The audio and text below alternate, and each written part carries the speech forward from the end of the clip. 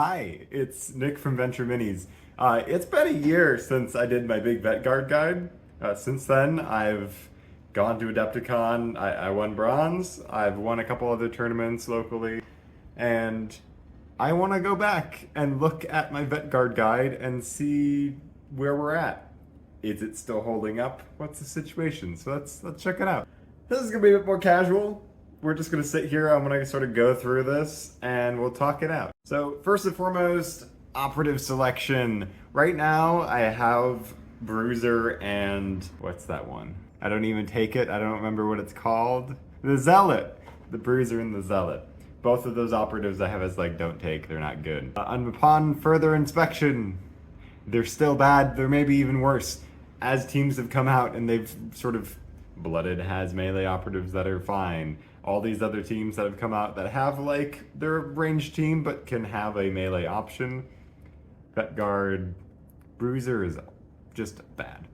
There's no way to kill another operative without rolling all successes on 3 dice. Assuming your opponent also doesn't roll anything good. Stunned is like not consistent. The hardened vet's better. The worst thing is that if you want good melee, which I think the only instance that I would ever do that is in a vet guard v met guard mirror match, which I've done at Adepticon. I got to do that mirror match. It was a blast because I got to go and say, all right, I'm gonna put hand axes on all of my troopers and go run up the board at people, and it was a good time. So the only time that you should ever be doing melee is against another vet guard team, knowing that the Bruiser shouldn't even be on that team. It should be the hardened, it should be your sergeant with the power weapon, and then like the 4 troopers with hand axes. And you have all the melee you'd ever want and need on vet guard.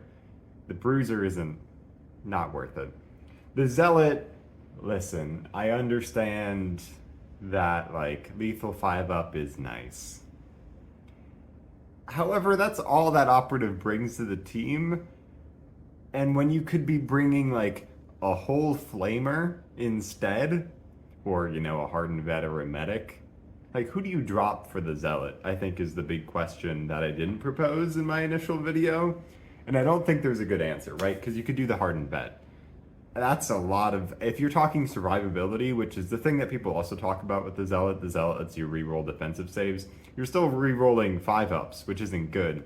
But the hardened vet gives you a 5-up feel no pain, which is significantly better than re-rolling saves. So if you're not dropping the hardened vet, you're dropping the medic, which like you're dropping other things. So overall, Zealot, Bruiser, still not good, really bad. You take it if you want, but I do not. As for the rest of the operative choices that I do go for, they're pretty consistent. Usually my team's looking at like all the gunners except the flamer. I do bring the flamer against Gellerpox. I did that at Adepticon, and I will continue to do so in the future just because the flamer is such a good threat against the little bugs that it forces the bugs to really spread out. Torrent is scary against them on both Into the Dark and Open. In that instance, what I actually drop for the flamer is the hardened or the medic, because the medic's not important against Gellerpox. They don't have range that are going to be dealing with things that are going to like, that's not going to happen. But I also don't need the hardened really. You know, the hardened's going to be going up the board and capturing points, but Gellerpox, that survivability is fine, but really what you're worried about against Gellerpox is momentum, and you really need to stop that momentum. And the only way to stop that momentum is by applying pressure in a way that forces the Gellerpox player to make decisions, right? Putting a Melta in a way that threatens one of the big hulks. Similarly, putting a Flamer in a way that threatens a bunch of the little guys. Otherwise, usual matchups, I'm bringing all the gunners, the sergeant with all the bits, Rosary on the sergeant rather than the hardened vet, which I say in the video. I think the Rosary on the sergeant is just the way to go. The sergeant is way more valuable than the hardened, as cool as it is to be like, yeah, the hardened won't die, it's got a Rosary and a 5-up feel no pain, it's still gonna die, right? And so the Rosary saves the sergeant so much. As much as it is a buffing piece, it is a damage dealing piece. And so getting to say, okay, I'm gonna do a slightly risky maneuver, but knowing that like if it takes 3 bolter shots, I can survive and block one of those with the rosary. The only other big addendum to my operative selection is I did not stress just how important the demo vet was. The demo vet is surreal. It is the best operative maybe in the whole game. I don't know if that's it. I don't think I can make that statement, but it's my video in my opinion. I'm gonna say it. I think the demo vet is scarily good, and I think that if Games Workshop wanted to nerf vet guard for any reason, it should be the demo vet. Let's break this down.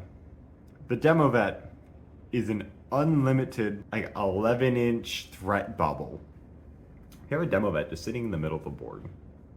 It can move 6 inches out, 7 with move, move, move. Let's just assume move, move, move because we're like planning for this, right? So 7 inches. It then plants the demo mine an inch away. And then from that token, it's another 3 inches. So 10 up to 11, right? So you have 11 inches of threat range that you're dealing with here. That's basically the whole, like, that's wherever the demo vet wants to go, assuming there's no obstacles in the way, which is wild because sure, that's like, okay, big threat range, right? Whatever. Like, Primaris Space Marines can move that far. That's not a strange sort of threat range. But it's a threat range with a 2-up, 4 attack, 5/6 AP1 weapon.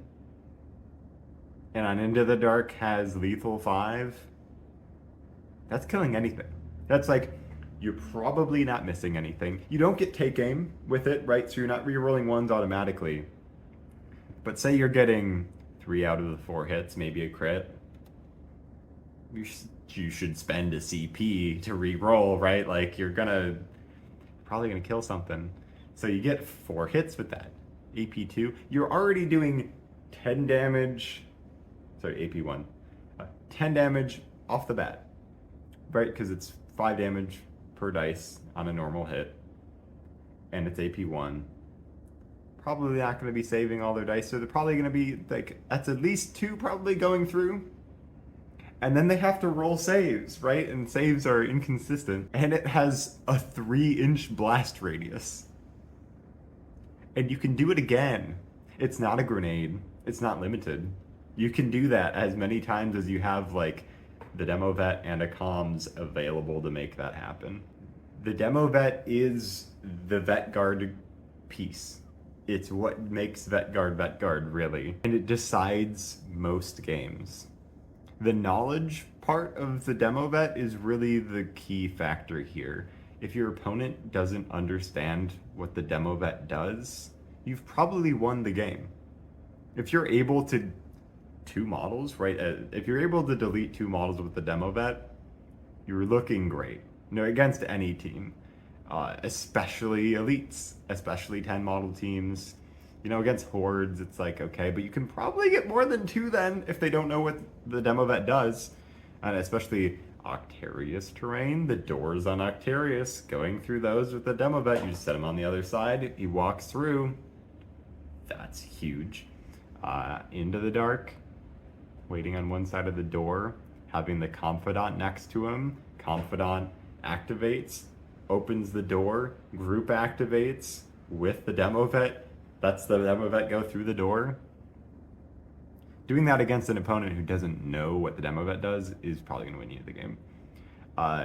If you don't know what the demo vet does and don't take it, you're severely punishing yourself. And I think part of this is like, if you're playing vet guard in a casual game and like against a friend, you should ask them, hey, do you know what the demo vet does? Here's what it can do. Let me describe it for you. Let me show you what it does. Because if you don't do that, you're going to get to like turning point 2 and then say, haha, let me just win the game now, and we wasted our time. I would say it's good etiquette in a casual game to just describe it. And in a competitive environment, Always ask your opponent, like, hey, do you have any questions about this team? And if they say no, like, don't talk about the demo vet, because that's is a tournament. You need that sort of leverage. Another note, Confidant. Yeah, Bolter's the way to go probably. I'd bring the Pult Pistol and Chainsword into the dark just because I'm probably going to end up having that guy go into melee, but like, the Chainsword's bad. It's the worst Chainsword in the game. And it's a Bolt Pistol. It'll 6-inch range, like, it's fine. You still bring 4 Troopers. That hasn't changed. When they buffed Star Strider's artillery, like, guard artillery is still bad. No reason to not take the 4 Troopers. And I don't think having 10 Troopers when you could be playing like Kazukin, especially Kazukin right now in December 22nd when they just got buffed, you should probably play Kazukin or like another like Scouts 9-man team. There's better 10-man teams you could be playing. Vet Guard Troopers are great. TAC Ops. TAC Ops have changed a whole bunch since I made this video because they have critical operations that happened. What do I say? Central Control, Seize Ground, Access Point. I pretty much agree with all the crit ops. It's Seize Ground, Seize Access Point, Central Control, or Secure Center Line. Those are the ones I take. Protect Assets. Anytime I take it, it's a bad decision. It doesn't happen. So I recommend. Seize Access Point is incredible in Into the Dark. It's so good, especially if you can combo that with Central Control. You're just like throwing your APL into the center of the board and winning points at that point. Same with Central Line. Central Line and Central Control is pretty funny if you can combo those together. As for the Vet Guard TAC Op itself, I take Stand Fast every single time. Glory and Death is funny. It's fun. I take it in like narrative scenarios and casual games because it's like cute and fun.